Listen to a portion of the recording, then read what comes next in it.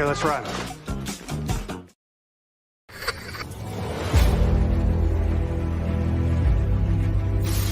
Your mission, should you choose to accept it. It's a quest. It's a quest for fun. Well, The Rock says, why don't we just cut right to the chase? Okay, now he wants to get together. Well, he wants to talk. I want you to do me a favor. I want you to tell all your friends about me. It's showtime, folks! What are you?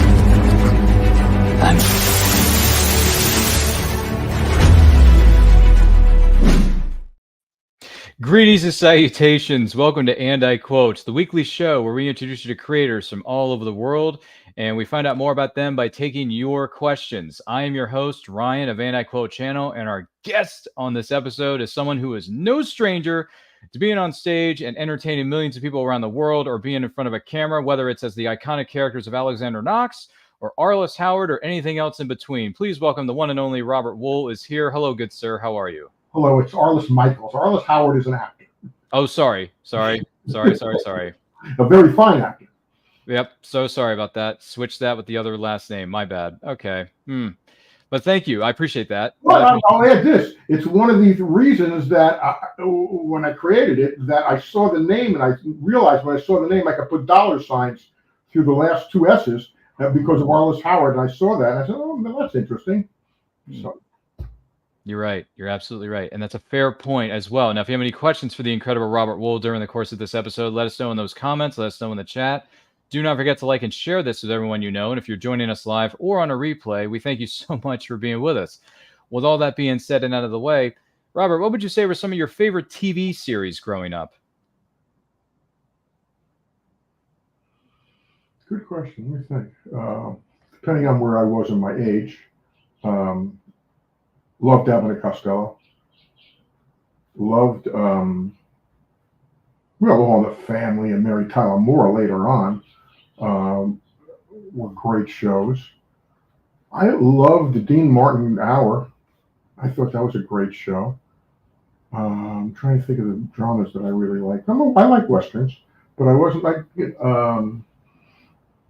Let's see, what other shows did I?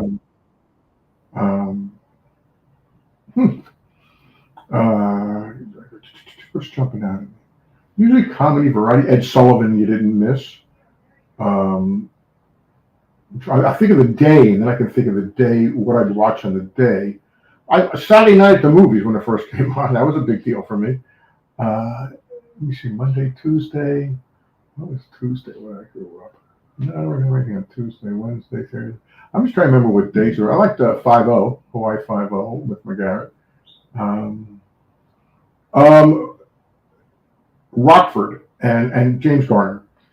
Let's see, who else? I remember Wanted Dead or Alive. I enjoyed that. And Have Gun Will Travel with the strangest lead of all time, Paladin, Richard Boone. I had to watch them. Had to watch those guys. Maverick, of course. I mean, so that's when I'm very, very young. But they were very much, there. After that, I'm trying to think. Jack Benny, early Jack Benny. A lot of sports, Monday Night Football.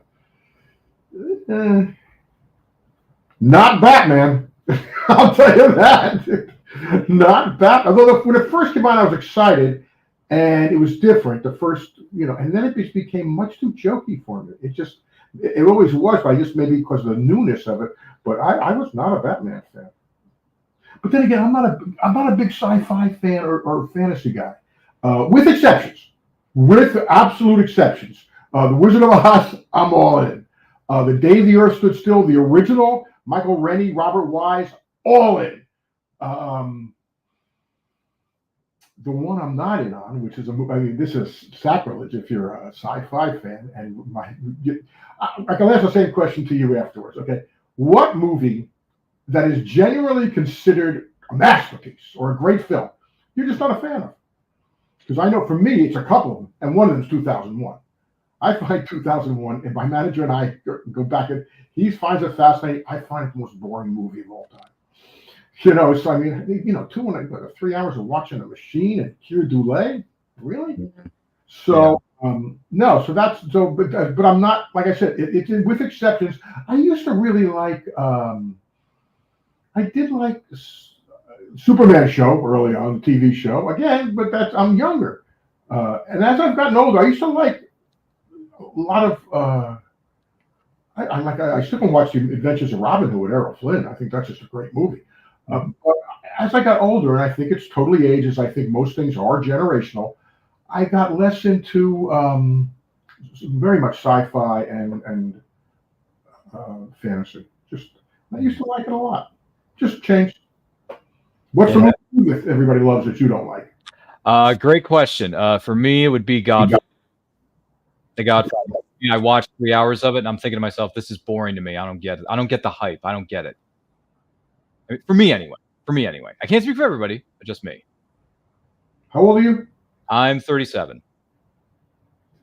37. So I was born in 87, in case anyone's wondering. Sorry. Okay.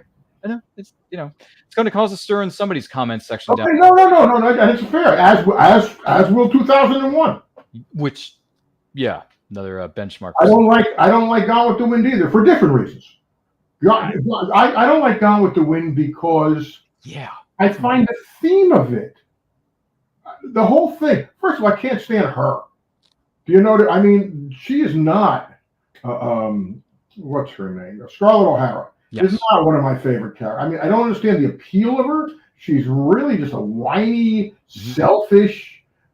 She's trying to steal her sister's husband that she's in love with, and then again they're fighting for now. Again, I get we have to live at a different time. But the cause, really? You're fighting for the cause? I understand you're trying to find anybody's way of life. I get that, but take a step back here.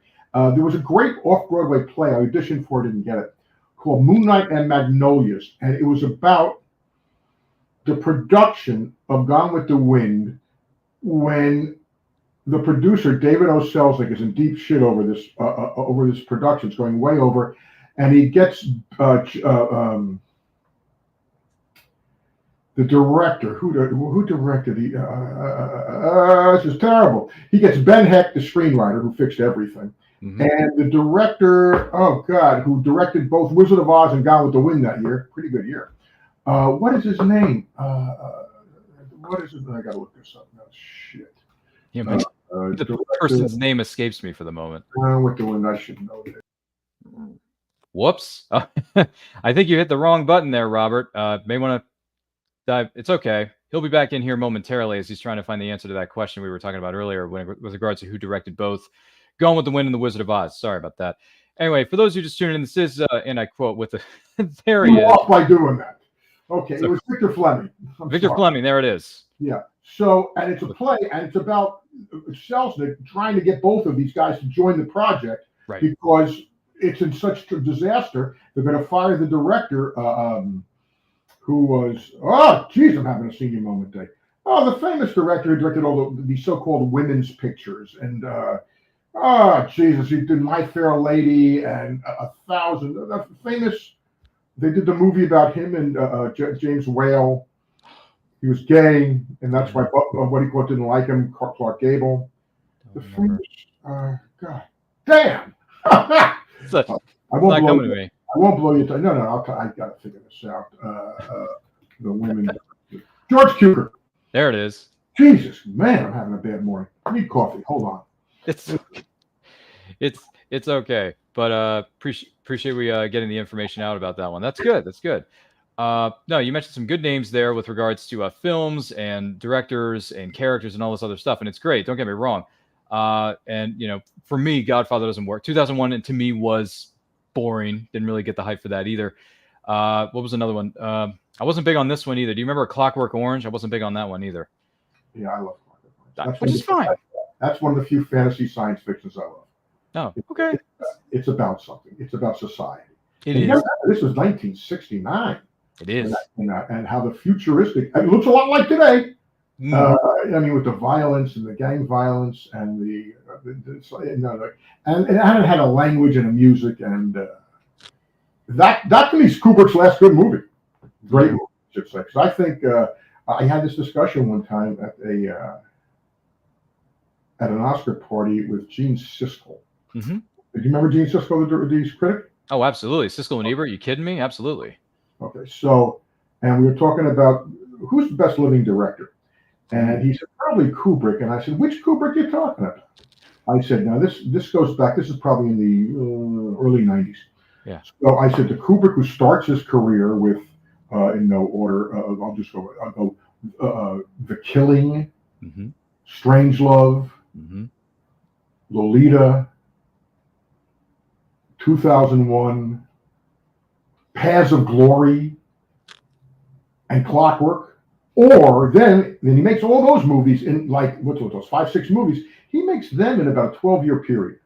Then for the next 40 years, he makes The Shining, which I don't think is that good. Me neither. And neither did Stephen King. There's other stories about that. Yeah.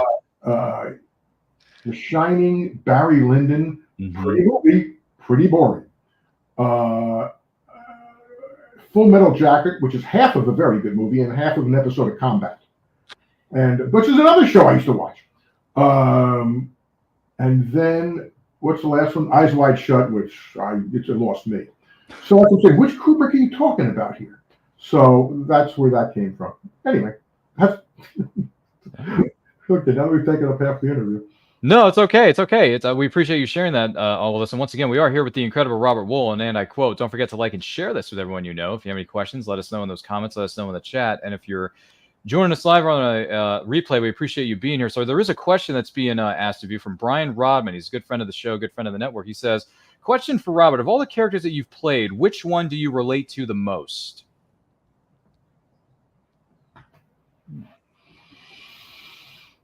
Well, probably Arliss. Mm-hmm. Because I created it. It was, I was in control. Plus two. I mean, I could tell any story I wanted. I could tell any. My father ran a business, so to me, it was about a guy running a business. That's what the show was about. It's about a guy running a small business, and he had a very unique clientele. Very unique, very young for the most part, wealthy for the most part, but the sports figures, when you're in sports, your life expectancy, your career life expectancy is 5 years. For most of them, it's actually averages of 5 years. Yeah, we know the superstars, who do that, but that's like actors, the superstars, but you don't know the rank and file. Rank and file of a 5-year, in sports of a 5-year career, so they have to make as much money as they can. And to me, it was a guy doing a job, and I got to tell stories I wanted to tell. So that was probably the closest character, but the other ones are all, I love them all. I have to. You're an actor. Oh, yeah, that's fair. Absolutely. So another question from Matthew Kearns. He poses the question of, I'd be interested to know who was the funnier castmate for you, Robin Williams or Michael Keaton? They're totally different. Well, that's true. They're totally different. Both of them I knew. I remember we were all stand-up comics. We all started out as stand-up comics. I knew Robin much, much better than I did Michael as a stand-up comic. I met Michael a few times. So Robin and I started together, and we would work the clubs together. And before I did Good Morning Vietnam, Robin and I were pretty good friends. So I knew Robin much better. Funnier? They're both brilliant. I mean, Robin's in a different class of anybody, just about. Michael, I think, is better. Michael's a better actor. Robin is, or put it this way, Michael, I think, is a more versatile actor than I believe in stuff. Robin is a great actor who's versatile in a presentational way. By presentational, I mean it's big out there. Michael can be more, I don't see Robin as Batman. I don't see him as Bruce Wayne. I could never see Robin Williams as Bruce Wayne. And it's funny because he's probably closer to it. Maybe I don't think that. It would be different. Robin was dark. I mean, Robin could be dark. Michael's very dark. Boy, those are you're talking two of the greats. You're talking about two of the all-time greats. And but Robin, Robin's Robin. Michael might be my favorite actor right now. What he's done. I mean, at his age, he's 70 years old. And he's getting leads in Oscar-nominated movies. And God bless him. God, he's good. He really is, and he returns to iconic roles 30-plus years later, whether it's Batman and the Flash or Beetlejuice. I'm looking forward to that. Which is coming out later this year, if I'm not mistaken. I like that movie. That movie I like. Yeah. Gee, that's him. That's a whole different thing. Which completely understandable. There is 1,000% about that. And we thank you for answering these questions thus far. Matthew Kearns? I think he has another one chiming in here with. He says, question more specifically about the Batman film and the comic book adaptation. It's revealed that the money at the parade scene with Nicholson is fake Joker dollars. I'm wondering, was that reveal filmed for the movie with Tim Burton or just something that was featured in the comics? With the fake dollar bills that he's thrown, was it, Joker dollars? Did you know about that ahead of time, or was that revealed when you were shooting it? I don't have a clue. No, don't have a clue? Okay. No. Sorry, do you still karate chop your trunks when you're trying to get into your trunk there, Robert? Because you karate chopped your trunk in that scene during the parade scene to get the bat out of the car to whack those guys. Do you know that's the first time I've thought of that since the movie that you mentioned it? No kidding. That's the absolute first time I've ever thought, maybe watching the movie, but I'm saying actually somebody thought about that. That's the first time. So there's a first, Ryan. You got a scoop. I suppose you're right. I suppose I did there. Let's see. The Dutch Star Wars guy, his name is Case. He asked the question, what would you say are some of your favorite movies from the last 10 years? Okay, first of all, Dutch, it's nice to thank you for the question. There won't be any Star Wars movies. I've seen 2. So the first, I remember, but I have to tell you, I remember I was starting out as a stand-up comic, what is that, 76, 77, whatever it is, and Star Wars opened. And we went, and it was just up, maybe a week. And so the buzz started, but it hadn't gotten, Taylor Swift yet. Taylor Swift has been around for some years, and now there's Taylor Swift. Well, Star Wars opens, and it's about a week, and the buzz is really good. And so we go see my buddy and I, who were both auditioning comics. And we go to see it. That place is packed, of course, on a matinee. And we go there and watch it after, and I'm enjoying it. I'm really enjoying it. It's kind of fun. It's a B movie, but it's a B movie side, with good effects and a story, and it's it is what it is. And it's fun. It's a nice ride. It reminds me of a serial. Okay, fine. And I enjoyed it, and it was good. My friend came out and said, "I think my life has been changed." And I looked at him like he was from the moon. And I said, "Oh, you liked it that much, huh?" And he goes, "Yeah." I go, Now, obviously, he's not alone. And I had 2 writers on Arliss who were huge comic book people. And they were they were into that and Titanic and really great. I love when people are passionate about something. Even though maybe I may not share it, but I love passion. I love passion. So what was the question about Star Wars? What did he ask me? Oh, Case asked, what were some of your favorite movies from the last 10 years or so? Okay. How long ago was The Social Network? I like that movie a lot. I think that was in 2010, 2011, something like that. Okay. I like that movie a lot. 2009 maybe? Tough because this is gonna be tough. I'm trying to think, what did I really enjoy? I like La La Land. I thought La La Land was very smart and that's a tough thing they pulled off. To show you how tough it was to pull off the last one, I can't remember the last wholly original movie musical. I can't remember the last one that was successful before that. Of a movie musical. I got to go back maybe to Bugsy Malone, and that's not as good as La La Land. So I know people didn't like it, but I'm trying to think how there's a couple things that people don't realize how hard they are to pull off. Like a good con game movie. I mean, The Sting. Nobody's been able to really pull it off since. That kind of thing where the audience is, you keep them guessing and there's a twist that's constantly going in. And it pays off in a way that I buy, that I believe. Unlike, as much as I like most of Inside Man, I think that's a Spike Lee movie. I think the ending is a cheat. I think that's a cheat, and I think that as much as I like the rest of the movie, I like The Usual Suspect as a cheat. It's a cheat. He's right there in the beginning of the movie next to the boat, and it's suddenly, and it's a cheat. Just like, I'll tell you another thing, it's a cheat. Doesn't mean you don't like the movie. I'm just saying it's a cheat for me. Saving Private Ryan. In the beginning of the movie, and people think, and I'm going to be quoting a lot of, or echoing a lot of what William Goldman said, the great screenwriter who wrote All the President's Men and Butch Cassidy and Marathon Man and a great Princess Bride. First of all, everybody talks about the first 20 minutes of Private Ryan, how great it is. It's not the first 20 minutes. The first 10 minutes of that movie is them walking through these people walking through a cemetery for about 10 minutes. And then they finally get to the grave, and he sits there, and you see his face, and he looks into the thing, and now we flash back into the PT boat. Here's why it's a cheat. He wasn't there.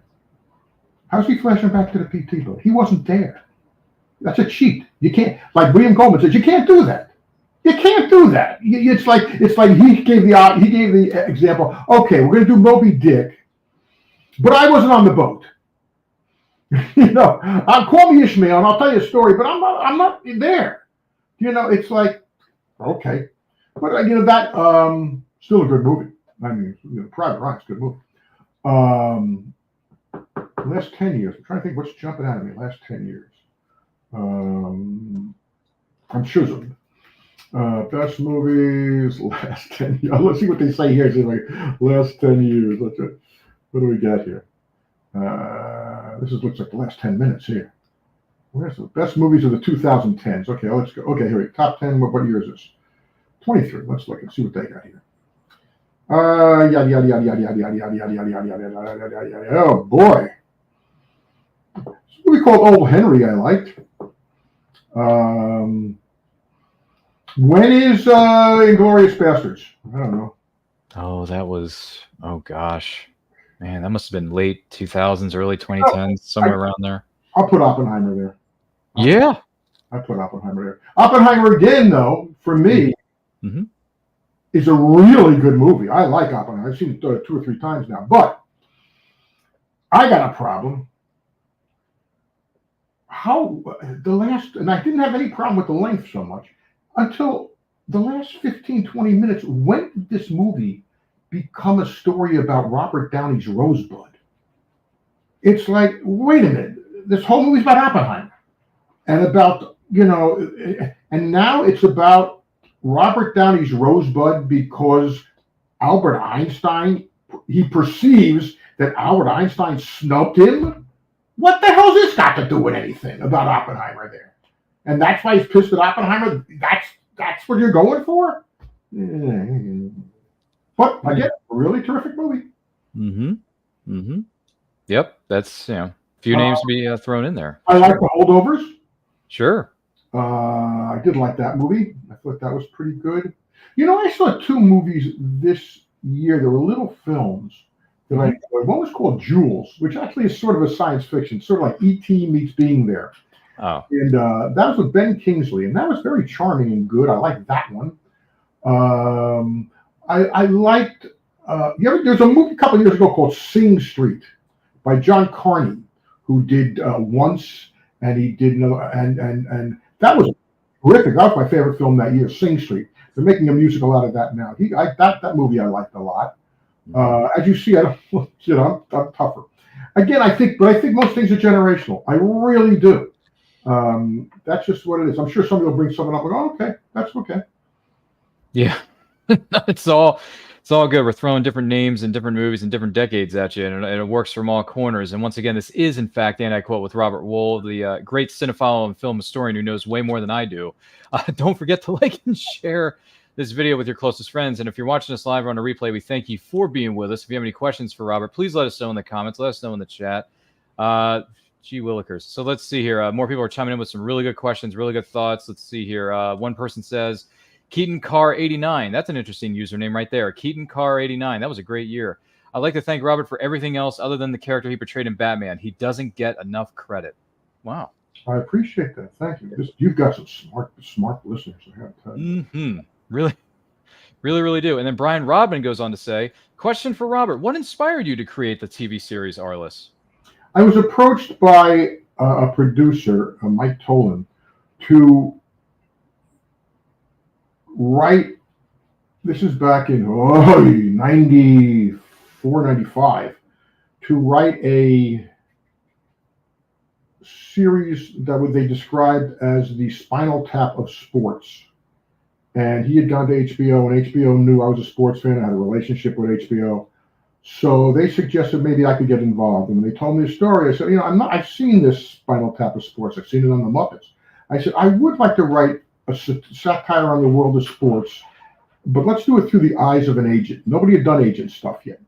And I said, that's interesting to me. And I could do that and make it. And at first it was going to be a mini series, and then it became, it took forever to get on. And finally it evolved into what it did. And that's what it was. As far as, I met with a lot of agents. I met with a ton of agents. And by the way, it wasn't just sports agents. I mean, like I said, sports agents is a unique clientele, and I got great stories. I became friendly with just about all of them. But understand the business of an agent. An agent is, I hate to say parasitic by nature, but they are taking a percentage, and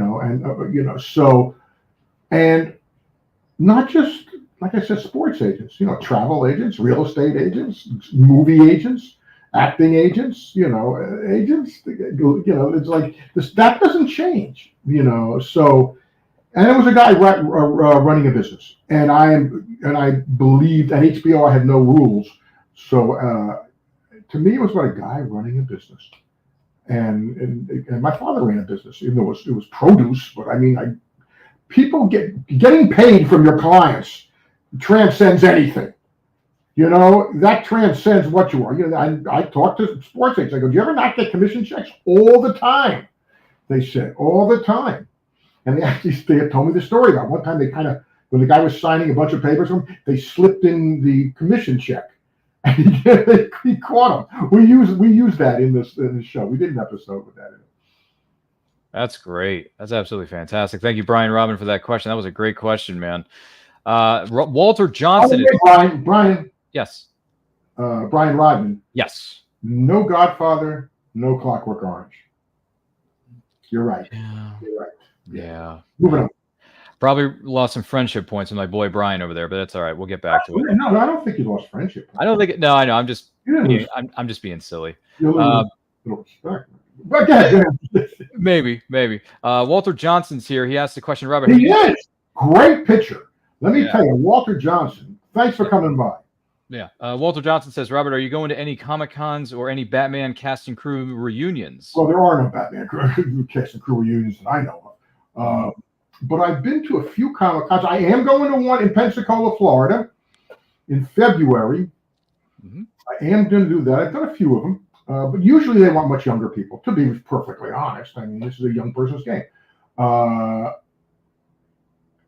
There might be another one in November in San Jose. Those are the two. I love doing them. I enjoy it. Meet the people. What's great is you meet the people, the real people. It's great to be out on the road. Sometimes you can be in a bubble. Most people are in their own bubble on any factor. But yeah, thanks, Walter. Yeah, I would. The Comic-Cons are fun. Yeah, we would love to have you here on the East Coast. I'd like to have you sign my Batman '89 Deluxe Blu-ray edition. Because I love that movie. I love that movie so much. That movie's in my top 10. I'm not going to argue with you. Batman '89 is in my top 10 favorite movies of all time. Well, I appreciate that, but I have to tell you, DC, Marvel, everything should pay a tithe or royalty to Tim Burton for every one of their movies. He changed everything.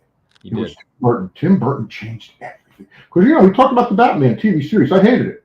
Mm-hmm. And believe me, the producers, with the exception of Michael Uslan, who wanted to be darker, Goober and Peters, they were, the whole everybody was terrified of what Tim was doing, going darker. Terrified of it.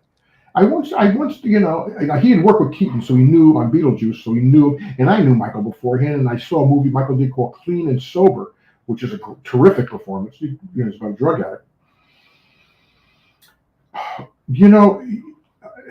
I have a theory about the Batman movies, and that is, if you stick, well, let me put them in two variations. The Dark Knight series, Christopher Nolan, that's a whole different kettle of fish.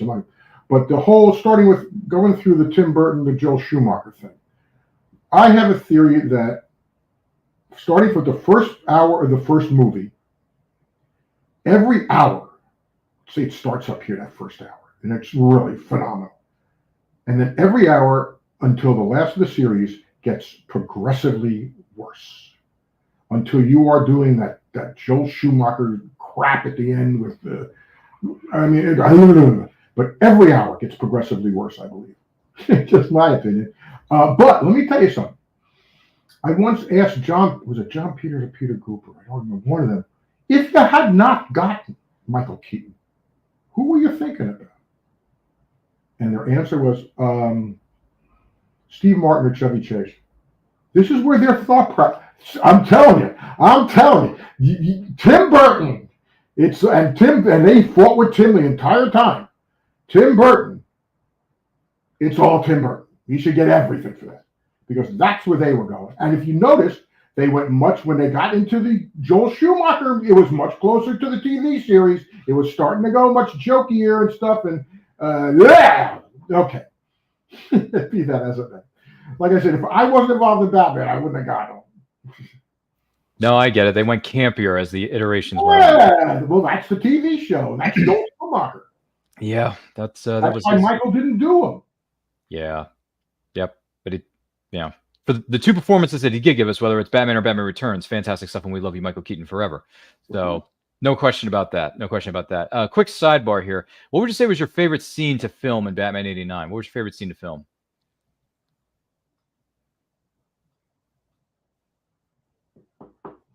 Let me think about this. Mm-hmm. I like the party scene. I tell you, I had such a good time. I like the scene with Lieutenant Eckhart a lot. Me and him would drive to he was an expat living over in London, and Bill Hootens, may he rest in peace. And we would drive over to the set a lot of times in the morning together. It was an hour ride to Pinewood. Oh, wow. We became friendly, and he was a good guy. I enjoyed working with him.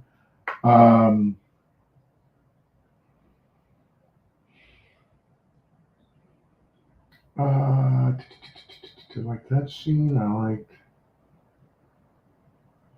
The party scene was fun because of all the people in it. I'm trying to remember what else the hell I did in the movie.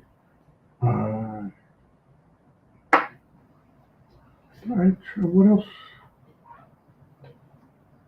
Now here's a scene I remember a lot about, and I'm not really in it much. I mean, at all.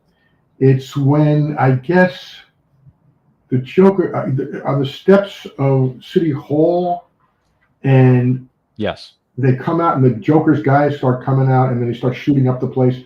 I rush in I'm a reporter there. Yeah, I'm really not in the scene, but I liked it because I liked watching it, and Jack was in it, and that's my only real interaction, and it's not much interaction with Jack. So, it was very lucky. It was a great thing to go to that set in Pinewood Studio and to see what they built, and the great design by Armin Gans, who was a tortured genius who jumps off a roof and kills himself. To go with all the great craftsmen in the costume department and in the makeup department. It was just Jack Palance for 2 days was a hoot. But Nicholson. Yeah, good stuff there. I saw it all. Reached up with his dead hand, signed it in his own blood. And he did it with this pen. Hello there, Vinny. It's your Uncle Bingo. Time to pay the check. Kills the guy, throws it in the throat. Sure, Jack wrote 90% of it. Oh, really? It was, okay. Wow. Well done stuff. He was a great Joker. There's no I say 90, 50%. Oh, 50. Okay, gotcha. 50-50. Split in between the difference. All good stuff there. But that's great, man. Yeah, every scene that you're in, you just honestly, for me personally, I can't speak for everybody, but for me personally, you just steal every scene. You're so good. All the lines are just flowing so well, and especially when you're giving the googly eyes over there to Kim Basinger during the party scene. You're in the art room. You see all this artwork and the sculptures and everything, and you say, "You must have been king of the Wicker people." Well, that's an ad-lib line. Oh, that was ad-libbed. Okay. Oh, one of my parts ad-libbed. Tim let me play. Tim lets people play. Tim's great about that. Tim is great about it. Tim's great. I can't say enough great things about that. He changed my career. He's very special. Certainly did. And then when Michael Keaton looks over at you and says 6, 6, 6 is good. Okay, yeah. And then you're giving the googly eyes over to Vicky, and Vicky's like, you better than I do. I'll tell you. Yeah. but it was a fun scene nonetheless, and it's great stuff. By the way, another gentleman, he goes by the name of Ryan, the Real or Deal O'Regan, is here with us. He says hello to both Ryan and Robert. Fan from Rahway, New Jersey over here. Would you ever like to do any work here in the home state of New Jersey, Robert? I'd love to. Pay me. Have a job and pay me. Yeah, of course. Love to work in New Jersey. It's my home state. Love Jersey.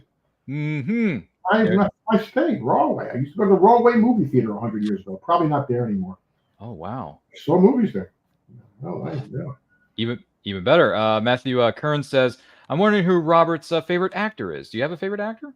Oh, I mentioned a couple of them. Keaton. I like Giamatti. Mm-hmm. I love, Denzel. I can always watch Denzel. There's somebody else too. I'm leaving out. Who I adore. Well, let me talk about the women. You got Streep, and you got what's her name? The Australian Kate Winslet. Not Kate Winslet. I'm thinking of Kate. Who's the Australian girl who wins all the awards? Brilliant. She was in Don't Look Up, and I mean, she's won 2 Oscars. Blue Jasmine and Kate Blanchett. Oh, yes. The other Kate. Yeah. Blanchett up there. There's an actress named Sarah Paulson that's way up there. Mm-hmm. I love watching that. Oh, Emma Thompson. Yes. Emma Thompson is genius. That's another one. What other actors do I like a lot? Oh, good names. Who do I read? There was somebody. It was Keaton and there's somebody else I always think of. I mean, I'm not giving the obvious Daniel Day-Lewis stuff or anything like that. No, that's fine. But I like them.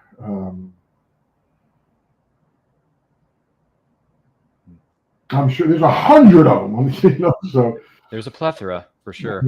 I just did a movie and J.K. Simmons is in it. Ooh, I like a lot. And I play cards with, so he's a good guy. Nice. But there's so many terrific actors I can always watch. Well, talk about a long resume, J.K. Simmons. Well, I mean, I can go back to you got Jack and Gene Hackman, but I thought he meant more current. Gene Hackman and Duvall and sure. Love all of them. Cary Grant growing up and stuff like that. So Steve McQueen, James Garner. But I mean, now I'm the guys who jump out at me now. Mm-hmm. I like Adam Driver. Oh yeah. I love Keaton.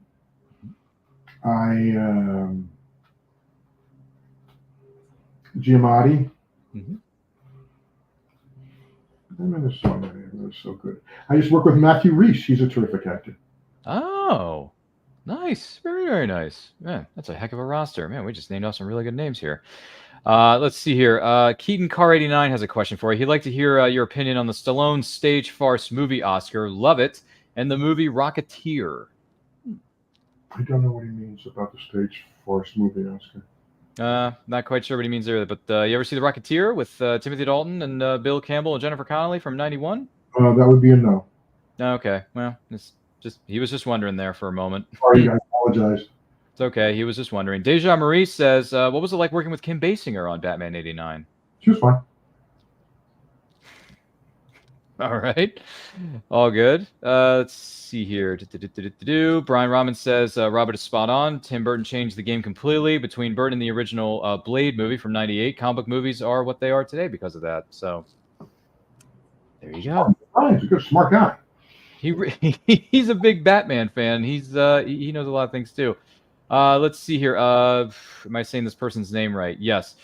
Calm Down Rich says, hello, Robert. Was there ever another chapter of Assume the Position in the works? Great history lessons, by the way. Oh, well, Calm Down Rich, thank you, first of all. They were very close and dear to my heart doing them. I had so much fun. Because that was real students. I mean, that was a real NYU students and New York students. And I loved doing them. And there was a couple things happened. One was the executives in HBO turned over. It's weird when you're doing this thing, you're backwards. It's like looking in a mirror when you're changing your hat. So I'm going one way and I'm going the wrong way. So I apologize. I'm not, losing it yet. You go exactly the wrong way.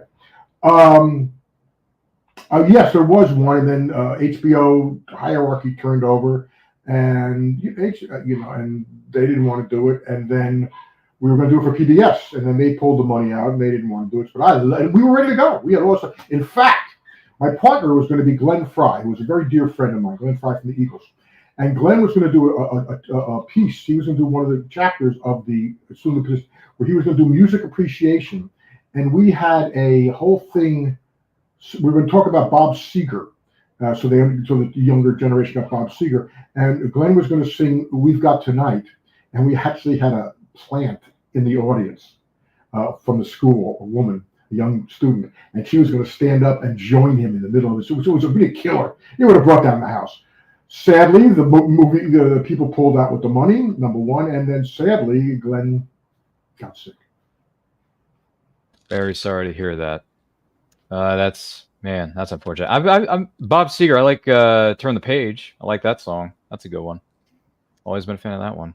Ryan the Real Dealer Regan goes on to say, so with the state of sports nowadays and the expanse of sports entertainment, whether it be wrestling, soccer within the United States, niche sports such as pickleball, would you ever consider doing a reboot of Arliss, even if it's for a limited time?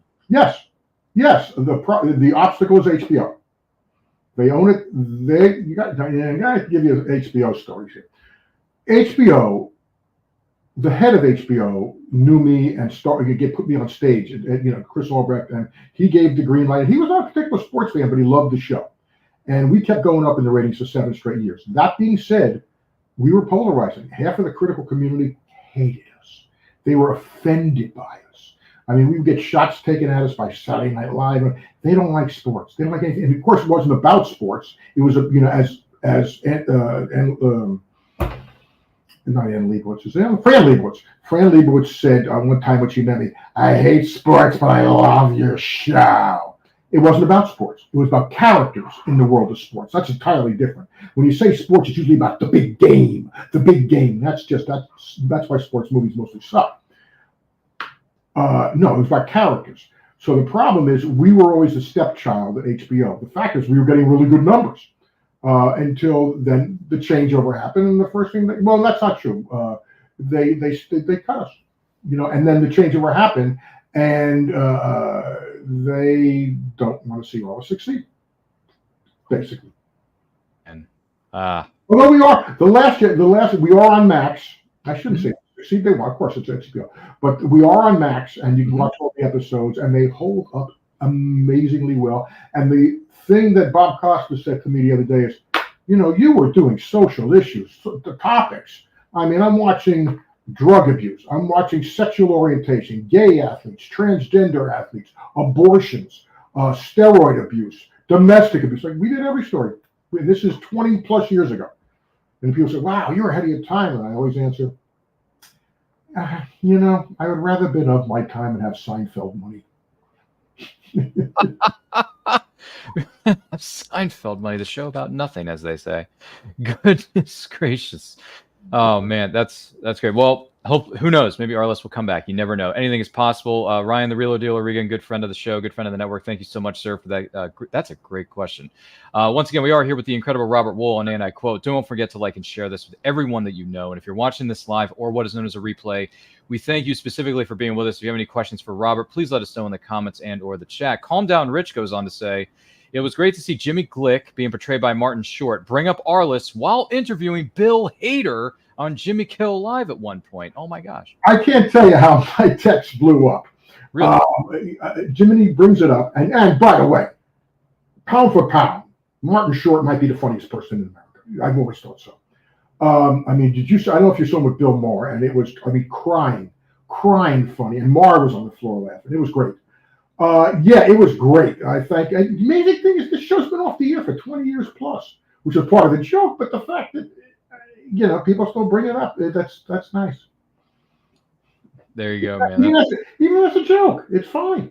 Yeah, it's great stuff. Either way you slice it. Brian Robin has another question for you. He says, "Question for Robert: is there a type of character you would love to play that you haven't had the chance to portray as of yet?"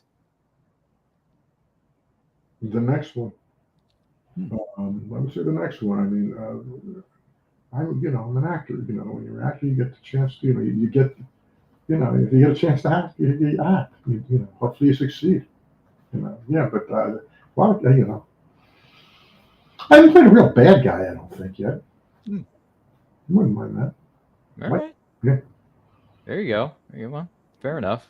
Good one there, Brian Robin. Quick question for you here, Robert. What was it like working on the biopic film known as Cobb with Tommy Lee Jones? Loved it. Loved every second of it. Working with Ron Shelton and Tommy Lee. When Ron had done Bull Durham, Ron and I both knew the short story about Ty Cobb that it was based on. And we always thought Ron said, this is a great story. This is a great, and I love Cobb. Cobb is a very dark movie. I mean, that's dark. You're talking about a dark character. And it was wonderful. It was wonderful. Wish had done it better. But I'll tell you the ego. When I think of Cobb, I think of a story that happened to me. And you have to know egos of movie stars. William Goldman, once again, the great William Goldman, once wrote in that great, great book, and I advise anybody to read it, called Adventures in the Screen Trade. Possibly the best book, one of the 2 or 3 best books ever about Hollywood. And he talks about, like I said, he wrote All the President's Men and Butch Cassidy and Marathon Man. And he says, so he deals with movie stars. And he says, let me tell you about movie stars. Movie stars are just like every one of us. They get up in the morning, they go through their morning routine, they have breakfast, they do their work, they get up, they do the stuff, they go to bed at night, they come home to the family. He goes, the only difference between them, movie stars, and the rest of us is from the time they wake up to the time they go to sleep, nobody tells them no. Nobody ever tells them no. And that's 100% true. Nobody ever tells movie stars no. That's why you say, why don't people tell this kind of thing? They don't.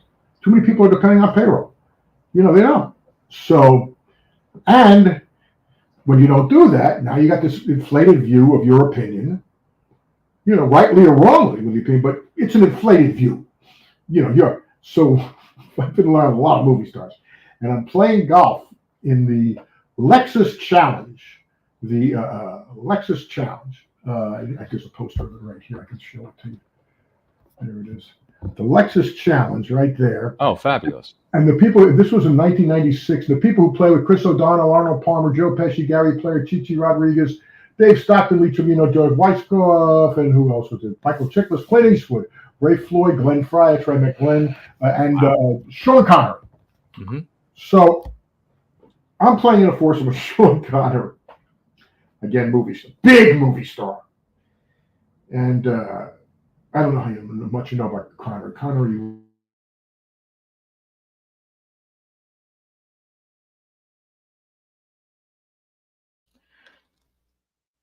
Up. I think you froze on us here for a moment here, Robert. I'm sorry. You froze on us. So temporarily frozen. But do want to let you know that this is And I Quote with the great Robert Wuhl. Don't forget to like and share this with everyone you know. If you have any questions for him, let us know in the comments. Let us know in the chat. And if you're watching us live or on a replay, we thank you so much for being with us. Hopefully Robert will be back here in just a moment or so. But I do want to take this opportunity to say thank you to each and every single one of you who have commented, who have asked these questions, who have shared this video, who have liked it, enjoyed it from the very beginning, or you're just joining us now. Appreciate you all being here. We cannot do this without you. Sorry, Rob. I think you hit a technical difficulty here because right now you're frozen on our end. We can't hear you. We can still see you, but you're frozen. So it's kind of like may have to jump back out and jump back in. Sorry about that. But hopefully he'll be back here momentarily. Matthew Kearns says, have to be honest, I've never seen the TV show Arliss, but he is going to add it to his watch list now. You should, Matt. It's a good show. I watched it when it was on many, many years ago. It was really, really good. And it was funny, too. It was definitely funny in certain parts, for sure. So definitely check out the TV series Arliss when you do have an opportunity to do so and all that good stuff. And yeah, everybody who has commented, everyone who has asked questions, this has been great. You guys are doing a great job. Cannot do the show without you. Hopefully, Robert Wuhl will rejoin us here in just a moment or two. But I do want to let you guys know that movie watch-alongs are going to be on Saturdays at 7 p.m. Eastern Time or on Sundays, 3 p.m. Eastern Time, unless otherwise we reschedule them for different days and times. But definitely check those out. We just did a 35th anniversary watch-along for Tim Burton's Batman from last week. It was on about a week or so ago. So make sure you go to our Movie Nerds playlist. Check out our movie watch-alongs we've done in the past, including Tim Burton's Batman turns 35. It just turned 35 last week, I should say. So definitely check out that episode of Movie Watch Along. We've got a lot more planned for the remainder of the year of 2024. We got even more planned for 2025. It's going to be one heck of a wild ride. We got stuff from all over the place, whether it's going way back to the 60s, 70s, the 80s. We got a lot of stuff coming out, turning a certain age that came out in the 90s, a lot of things that came out during the 2000s or maybe even the 2010s. There's basically something for everybody. We try to do as many movies as we can during the year. There you are. I have no idea what happened. Suddenly everything went dead. I thought maybe a power surge, but when my lights were on, I replugged everything and went on. So there you go. So I don't know. That wasn't the ending of The Sopranos. Oh, no, of course not. But you were the last thing you were discussing with us was you showed us the poster of the golfing tournament, and then you were talking about the Lexus and with Sean Connery as well. With Sean Connery, who's an excellent golfer, much better. Yes. And so we're walking down the first fairway together, and he turns to me and goes, "You were in that movie Cobb, weren't you?" I said, "Yeah." I said, "Yes, I was." Now you got to understand, Cobb was it was a financial disaster. It was a disaster. It was a big loser. And so he turns to me and he says, "I'll tell you why that movie didn't do well." And I go, "Oh, okay. Yeah, here comes another theory."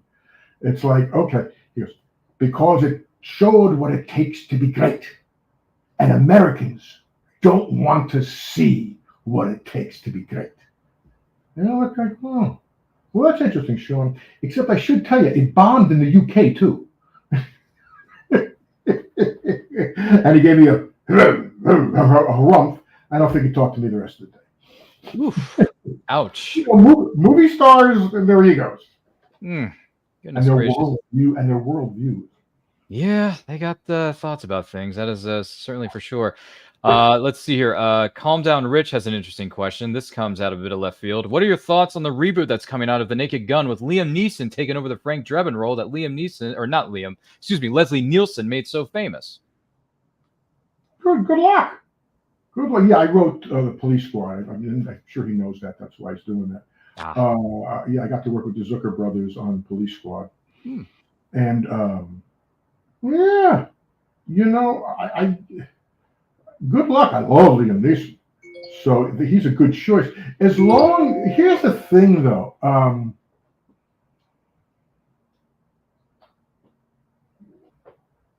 I guess Liam Neeson's a really good actor. So this is guy played Schindler.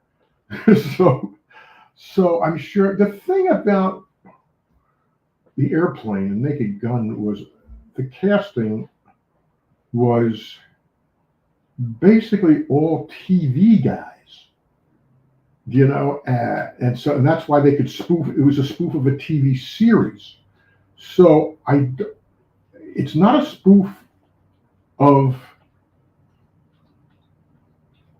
Police. It's a spoof of a TV series. So I don't know the creative people involved, and good luck to them, man. Why wouldn't I root for people to do well in business? Successful movies are good for the good for the industry. They're good for your comedy. I root for comedies.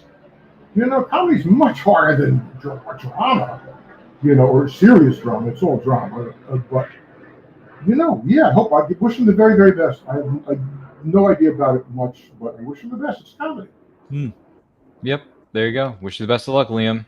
Great actor. You've been doing it for years, so we'll see how it shakes out with that. For you, Robert, what would you say are some of the rewards about being an actor in general? Well, it's given me a career. It's given me money. It's given me, nice opportunities. It's fun. It's a fun occupation. It's part of it. I just, I enjoy love writing and being behind the camera just as much. No, it's good. I'm very fortunate. Absolutely. And on the flip side of it, what do you say are some of the biggest challenges about being an actor? Getting to work. Yeah. You're limited. Again, short, as an actor, it's a very, short career life expectancy. There's not as just. And again, it's the same thing. And women's worse. Women, by the time they're 40, that's tough. That's really tough. Men could probably get an extra 10, 15 years. Women, it's tough. No, it's a very short, but for the most part, unless you're a big star. Yeah. What pieces of advice would you give to aspiring actors out there? I was once at a ball game. To drop a name, Bryan Cranston's another card-playing buddy, and we're both huge baseball fans. Mm-hmm. So we went to a baseball game down in Anaheim and saw the Angels, and we're having lunch at the table, and the hostess came up to Bryan and said, what advice would you give your question to an aspiring actress? And Bryan said, okay, when is your break? She said, about another 5-10 minutes. She goes, come by during the break. She comes by, and Bryan laid it out better than anybody I've ever seen. And it was a combination of tough love and smart, passionate stuff. First thing he says is, how much do you love it? She comes by, and he sits her down, and he says, how much do you love acting? Is it more important to you than anything else in the world? Is it more important to you than your boyfriend? Is it more important to you than whatever you're playing? Because it's got to be. If it's not, then do it.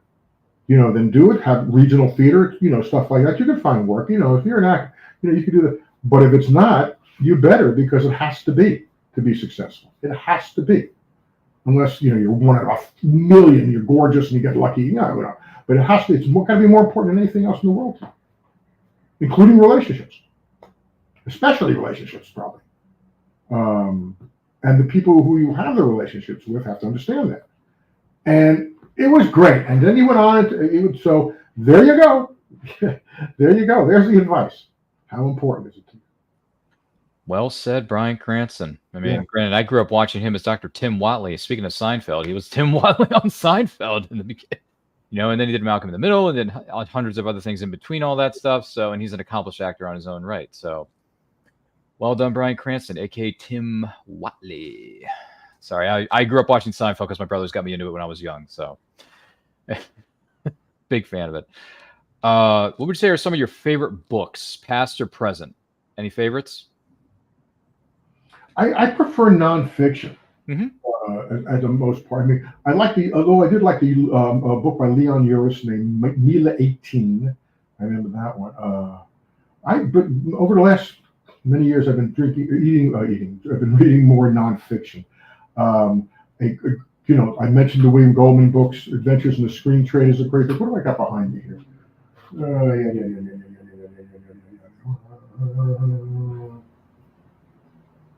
In sports, I would say Men at Work. If you're a baseball fan, George Will's book, great book. As is Ball 4, the great Jim Bouton book it's a great book. That changed everything. A great biography that I read many years ago, but I was blown away at how great it was.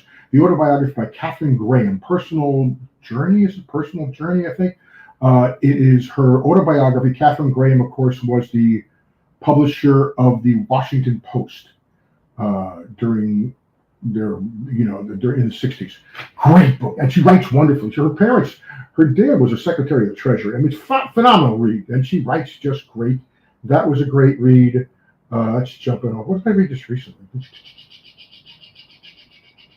Actually, Martin Short's biography I read about 5-6 years ago, I must say, is a terrific read.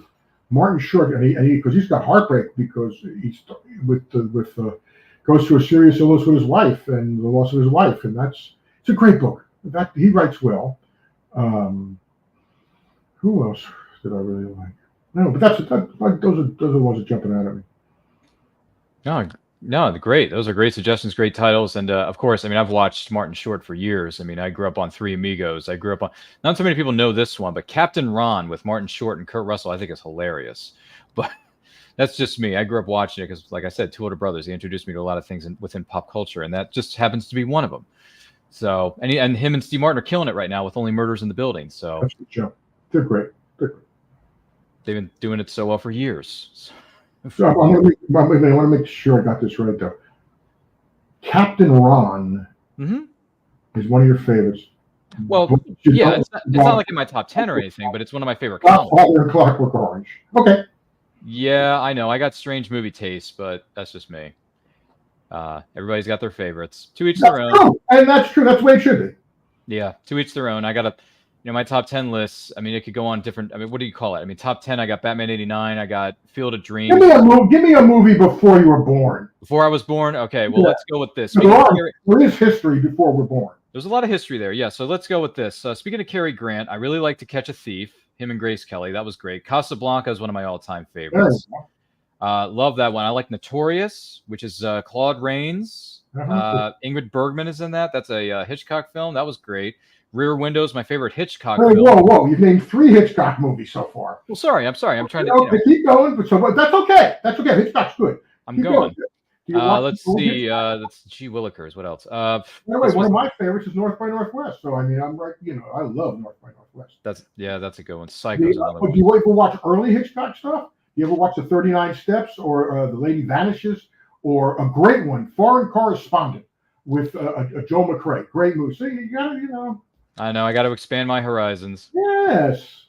I haven't seen them yet, so I can't comment on them yet. Yeah, which is good. But that's good. Hey, listen, you're better than most. I've got to tell you. At least you named Casablanca and Notorious. That's better than most.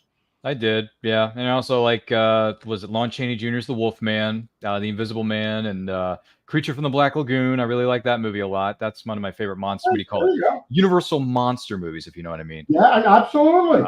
Those are classics, for sure. And you know what the best of the Universal monster movies is? Abbott and Costello Meet Frankenstein. Great movie. Great movie. Well, Frankenstein's a great movie, too.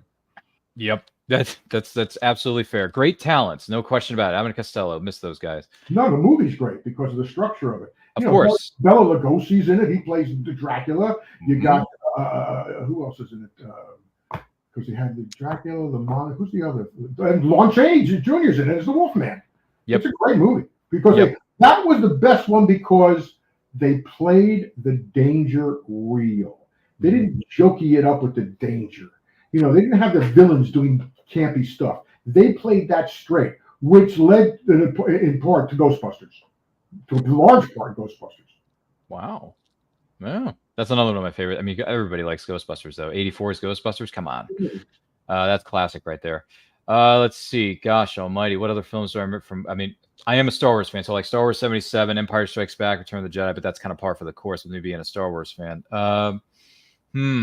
Gosh almighty. Let me think here because I got some other ones. Yeah, didn't you study film? I did. It's just that my horizons need to be expanded. What courses did they have? Star Wars 101? No. We had history of film. We had there was special topics in film and video production. The topic that year just happened to be superhero movies. So they're talking about the superhero movies that came out before and then the modern stuff, whether it's Richard Donner's Superman, Tim Burton's Batman. Great guy. I worked with Donner. Love Donner. Love Dick Donner. I did the very first Tales with the Crypt with him. Oh. Love Dick Donner. Okay. Great. Tales of the Crypt. That brings me back. I remember watching that TV series for a while. That Crypt Keeper just creeped me out so many times. You're talking about the HBO second time of Tales from the Crypt. You're not talking about the original ones, right? No, you're right. Yeah, I was talking about the second. No, that's good. Okay. But I mean, the very first one, they asked me, I was with Joey Pantaleone, and I had just done Batman, and Marion Dougherty, may she rest in peace, the great grand doyen of casting directors who got me into Batman, and she says, I got a part for you with Dick Donner. You want to do it? Yeah. So great time. Love Donner. Wow. All right. Yeah, Donner's done a great. He's got a great filmography himself. Whether it's first Superman movie, the Goonies, Lethal Weapon movies. I mean, just so many to name. When it comes to direct, and by the way, rest in peace, Richard Donner. Ryan the Realtor O'Regan says Vincent Price at the end of the movie, Abbott and Costello is Invisible Man. Oh my gosh! Wow. That's right. His voice. In fact, that's the first time. If I'm not mistaken, that was the first time that he does a villain like a macabre villain, because in the original movie it was Claude Rains was the Invisible Man, the one you referred to, I believe. Yep, and I love Claude Rains. I think he's a great actor. Great, you're talking about a great actor. He could be in Casablanca. He could be in The Adventures of Robin Hood. Claude Rains. He could be in Lawrence of Arabia. Wow. He Rains, great actor. he could do it all, as they say. Yes, Claude Rains, miss you, great actor, great talent, 100% of the time. Gosh, I'm trying to think of what other. I mean, obviously, I grew up like a lot of people. I grew up watching Wizard of Oz from '39. I saw Gone with the Wind at a movie theater one time. That was a big mistake. Boy, that movie just took a lot out of me. That's a movie I don't get the hype for. Sorry. Gosh, let me see. I've seen the sci-fi. I've seen the sci-fi stuff. Like I've seen Alien. I've seen RoboCop. I've seen Terminator. Seen Nightmare on Elm Street. I've seen Halloween. Really, again, these are all after you're born. Well, I mean, Yeah, I mean, it's like, again. But don't worry about it. You're 37. The people who are now 27 don't give a shit about those 10 years of the first 10 years of your movies. That's before they were born. It didn't. I guess it didn't. As they say, it didn't count. Yeah, I don't know, but yeah, those are some of the films that I can raffle off and say those are some of my favorites. So there you go. You can take that with a grain of salt. As they say, this is what you. Let's see. Oh my gosh, Ryan, you're really going this way? He says, "This is what you all like. What's some movies you both hate?" Well, we went over a few of them. Well, things we're not fans of particularly. Yeah. Now, here's the difference. Big difference. There's movies I'm not a fan of, but I can respect. I mean, we mentioned, I'm not a fan of 2001. I have immense respect for it. I'm not a fan of Gone with the Wind. I still have immense respect for it. The scope of it, what they were doing, the look of it. You remember, this is 1939. Yes. This is before World War II. What's going on? By the way, the year 1939. If you want to teach a class about film, all you have to do is just do the films of 1939, which is generally considered the greatest, the greatest year in movies. I mean, you have movies like, I don't know if have you ever seen Stagecoach? The original. It's on all the time now. I see it on the cable. John Ford with John Wayne. It's great. You saw why John Wayne became a star. The Wizard of Oz is that year. Here's the movie, 1939. Stagecoach, Gone with the Wind, The Wizard of Oz, Wuthering Heights, Gunga Din, another great movie. Gunga Din is one of the top 5 adventure movies of all, action adventures. Young Mr. Lincoln, The Hunchback of Notre Dame, Of Mice and Men, The Adventures of Sherlock Holmes, Son of Frankenstein, The House of the Baskervilles. I believe The Adventures of Robin Hood is that year. It's just staggering. It is staggering, 1939. The other great year, I think, is about 70. 76 is a great year for movies because that's the year you got. That was the year of the Oscars when Rocky wins, and the other films are All the President's Men, Network. Oh yeah, Network. Was Dog Day Afternoon that year? No, it's the next year. Oh, the next year. Darn it. There's another one I'm leaving out here. I love that movie too. Quiz Show. I think not Quiz Show. What is the other one that year? There's another one. It's All the President's Men. Wasn't Quiz Show. Rocky. It's another great. Hold on, I got this here. I gotta get this.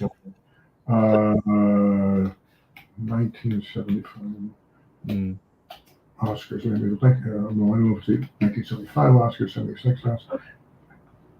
This is 1965, 1976. Oh, Taxi Driver was there. Taxi Driver, that's it. I mean, yeah, and there's other movies here. I mean, that's a great year. That is. It is. I mean, that's also that's great movie too. Those but 39 and that year. And the year before with Chinatown, or the year after with Chinatown and Godfather 2, you're going to be a big fan. But they don't come along that often. You're talking 39 to 76. There's good movies there. It's a different game now. The movie right now, because movies are different. It's a whole different business now. Getting into a theater, the audience is different. Remember, everybody went to the movie theaters. Everybody doesn't go to movie theaters anymore. They don't. The audience is highly under 25, 30 max. So that's the business model. I mean, I'd be stupid to change it, really. Now, the other option is that, you have much more distribution process because of streaming, because of a lot of things. So you can get to more people. What you don't have is you don't have the audience, especially for comedies, because people aren't watching it, or they're watching it on a phone. Which is that does happen. Or you're watching it on, like I watch on iPads, or I'm watching it on the computer. If you have a big TV on your house, which hopefully you do, and you can watch it, and you can see something with scope, that's wonderful. But you don't have the audience, and it's a different, which is part of the reason why all these independent films, these little films, are winning Oscars, because people watch them on their home with in the set, and they go, "Oh, this is moving me." Well, if you were in a theater, you'd be bored out of your mind here. It's like all these esoteric things, which are well-meaning, but really, anyway.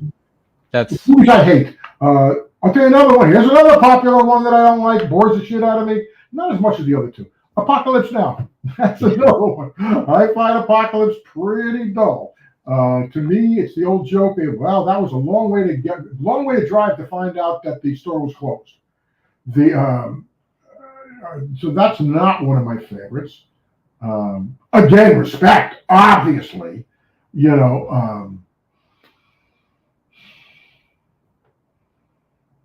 Those are let me see, what else? Those are the ones that jump out at me. I'm sure you brought something else that will, I root for comedies, so even when they're not, if they don't work, they don't work. It's a comedy. Yeah. Another movie I like that goes back, this is outside of the question that we were asked by Ryan, the Real Deal Regan over here about movies we hate. I actually really liked On the Waterfront. That's a good movie. There's another one. That could have been a contender. Could have been somebody, Charlie. I like that movie. I have it on DVD. I'm not ashamed to say it. I like it. So. Well, it won every award. It's a great. Now, the interesting thing about that movie is, let me give you a history context now. Sure. The director of On the Waterfront, it was the project of, there was a script written, Elia Kazan, the great Elia Kazan, who directed East of Eden, A Face in the Crowd, which is a very good movie. You should see what Andy Griffith about. Talk about, speaking to today, that movie,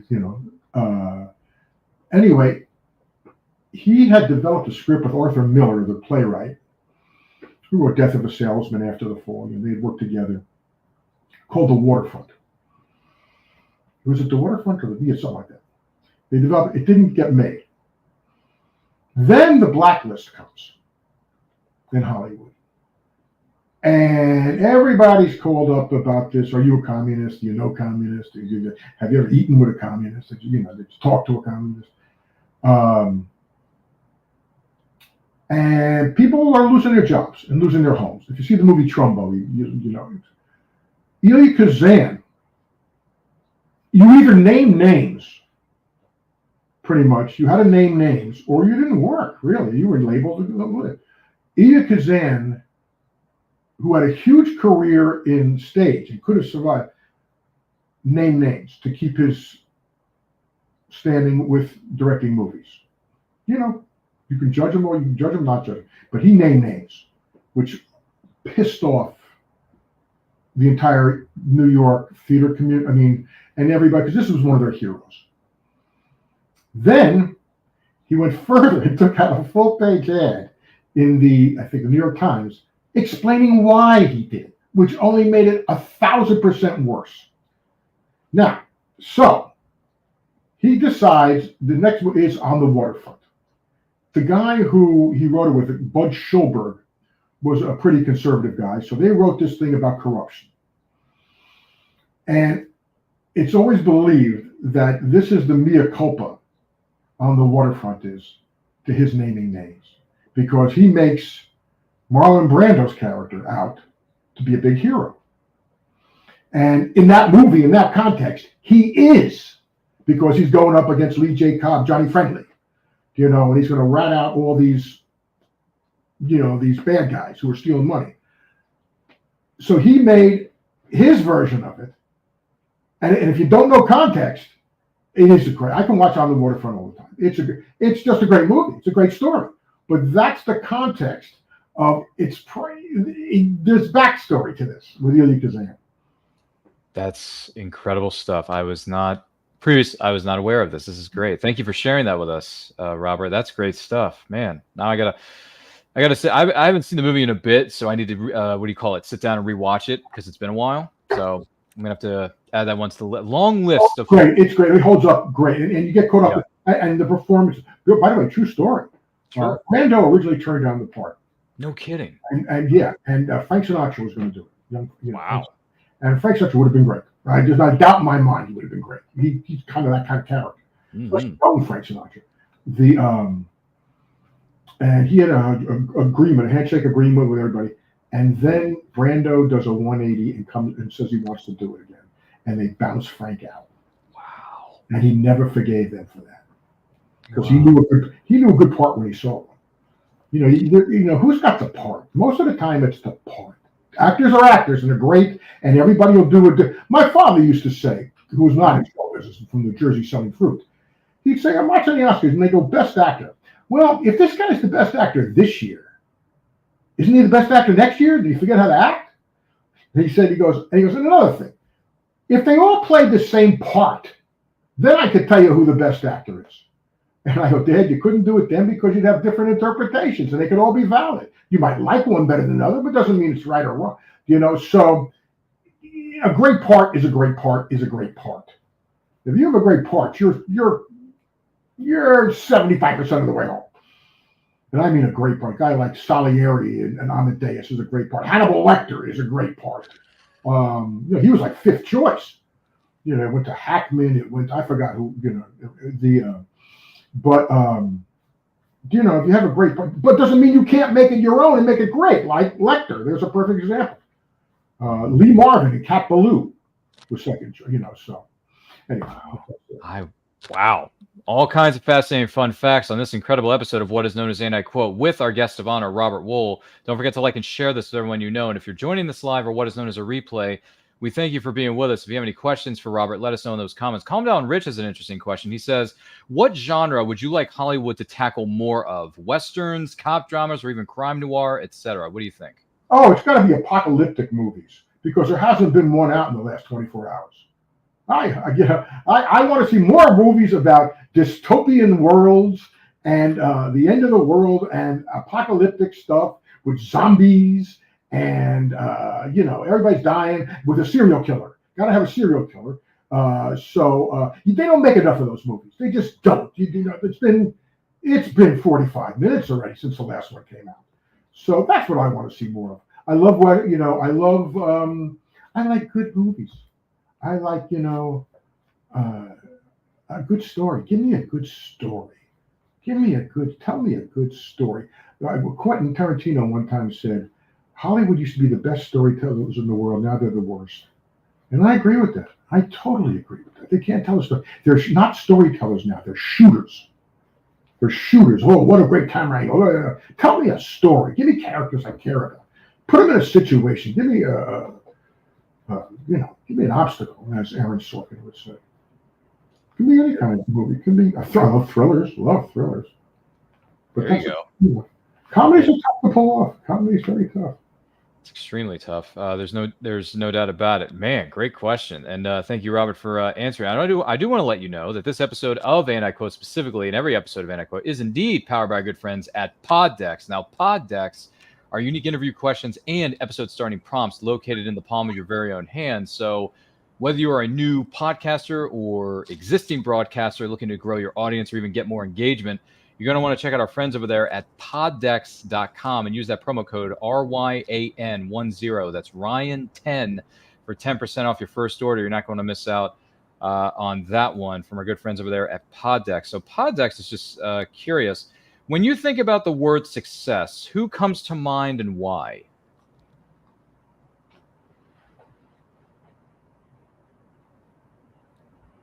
Boy, that's an excellent question. The word success. There was a Preston Sturges movie called Christmas in July where they talk about success. And the guy talks about he's trying to win a radio contest because then he'll be a success if he gets the money. And his boss tells him, he goes, wait a minute. He says, so you, one out of 10,000 is going to win that money. So is everybody else not a success? He says, if you do your work, and live a pretty honest life and can look the other fellow in the eye, and if you're happy at what you've done, I mean, it's like we're all going to have regrets about something that you wish you would have done different. I mean, that's just natural. And I do believe that, like I said, most things are generational. But to be a success, I mean, friends, family, and look, we all could have done more. You're always going to think you could do more, but I mean, I would look close. There was an old Tip O'Neill, former Speaker of the House, who said all politics is local. I would do the same with your question, and do it locally. Around you, your friends, your family. Yeah, it's easy for celebrity stuff, but that's not. And there is something to that, I suppose. But all success is local. There you go. Wow. Well said. Thanks for sharing that with us. What book belongs on everyone's bookshelf?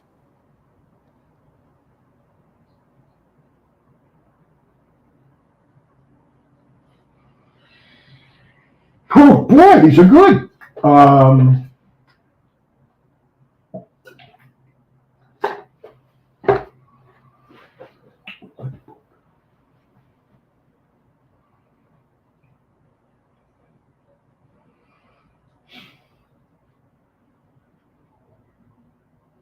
Great Expectations. Charles Dickens. Great classic, great book. I read it a couple times, actually. I've enjoyed it. Or, got something out of it, I think is another way to describe it. I mean, Dickens, storyteller. Yeah. A story. Yeah. He's great. One of the best. I mean, think about, he wrote, I think, A Christmas Carol was like a piece for like the local Sunday London Times at the time. Yep. He wrote like a Sunday edition. It was like 4 or 5 pages or something like that. Yep. And what a great story. Yeah. Look what people have done with A Christmas Carol. There's been so many adaptations of it over the years. It's ridiculous. But that's because it's in the public domain. So that's why they have the rights to it. What, if you have, just out of curiosity, what is your greatest regret? Anything stand out? Learning too late here's a couple of them. Learning too late in life. Okay. It's this way. I mean, here's a regret. I wish I had learned earlier that perfect is the enemy of good. Doesn't mean you can't work to strive to be perfect, but you're not going to. What's perfection? I mean, it's the enemy of good. That's something I should have done better with. Okay. Wow. Well said, and thanks for sharing that with us. Which is absolutely fair. If you had someone following you around all the time, what would you have them do? Someone following me around? I mean, a stalker? No, not like a stalker, but someone following you around until like a personal assistant or something like that. What would you have them do specifically? Well, I have a personal assistant, so I mean, I have him do whatever needs to be done. I mean, he does you're setting up appointments, and he's an assistant. I mean, yeah, people have secretaries and assistants. What would you have them do? I mean, yeah. No, that's true. By the way, as opposed to the other question. Yeah. Yeah. No, you're right. You're right. I wonder if he wanted to phrase it differently. If he was going for a different point. Yeah, probably. I'm trying to think what angle he would. What would I have him do? Does he mean as far as being taken advantage of, or I don't know what he means. Rephrase your question, counselor. No, you're right. I don't know. Fair point. Out there question. But how about this one? If you were to pass on and come back as a person and or thing, what did you think it would be? Oh, come on. Shirley MacLaine. I'm coming back as Shirley MacLaine. Shirley MacLaine. Yes, I'm familiar with her work too. I've seen a couple of her films. All right, Shirley MacLaine. That's an interesting one. Fair enough. Just out of curiosity, though, what's your favorite Shirley MacLaine movie? You have a favorite? The Apartment. Oh. There you go. Whoa, someone's popular in the background of their studio. No, it's fine. Happens all the time. Yeah. All good. All good. Well, No, are we wrapping this thing up? yes, we are. That's what I was about to say. I do want to take this opportunity to say thank you to the one and only Robert Wuhl for being our guest on this episode of And I Quote. Robert, it was great having you here. Appreciate it. I had a good time. I had a very good time. I hope it wasn't boring. No, it was certainly not it was not boring at all. We thank you for being with us, and thank you for being a part of this episode of And I Quote. If someone wants to know some of the projects you got coming up, some of the other stuff you got going on or appearances, where can they follow you on social media? I'm on. Well, I think I'm on Facebook. I'm on Twitter, but really somebody else set up the account. I never look at it. I am on Facebook, and there's a project coming up, and I can't talk about it. But it's a cool little project. I mean, it's a cool little project. But I'm a cameo in it, so. But I think it's going to be pretty good. Well, great stuff. We wish you the best of luck with that and everything else you got coming up. We thank you once again for being with us and taking the time out of your busy schedule to join us on this episode of And I Quote. I'm going to talk to you here momentarily. My name is Ryan of And I Quote channel. Follow me on Twitter and Instagram at RyanRPM5. Follow us across all forms of social media simply at And I Quote channel. Once we reach 5,000 subscribers, go to throw a great big live stream celebration. It's going to include returning favorites, some special guests, some special giveaways that you, our incredible fans / subscribers, are going to be eligible to win. We also got great pieces of merch on sale right now. We got shirts, hoodies, stickers, coffee mugs, and all kinds of great things. So definitely check us all out across all forms of social media. Like, comment, share, subscribe. Ring that bell to be notified of when our new videos go up or they go live. We just did a 35th anniversary celebration watch along of Tim Burton's Batman, starring the one and only Robert Wuhl, among many other great actors and actresses. Don't forget to check out that video on our Movie Nerds playlist. And remember, life is better when supporting creators all over the world and indie creators as well. Take a look. Famous Faces and Funnies in Melbourne, Florida is leading the way in pop culture fun. From comic books and graphic novels to Funko Pops and collector's items, Famous Faces and Funnies has it all. Rick Shea and the professional team at Famous Faces and Funnies are friendly and knowledgeable. Whether you're looking for toys, props, collector treasures, or a new comic book, Famous Faces and Funnies is your one-stop shop. To find Famous Faces and Funnies on Facebook and Twitter, just type at FFF Comics. Good morning.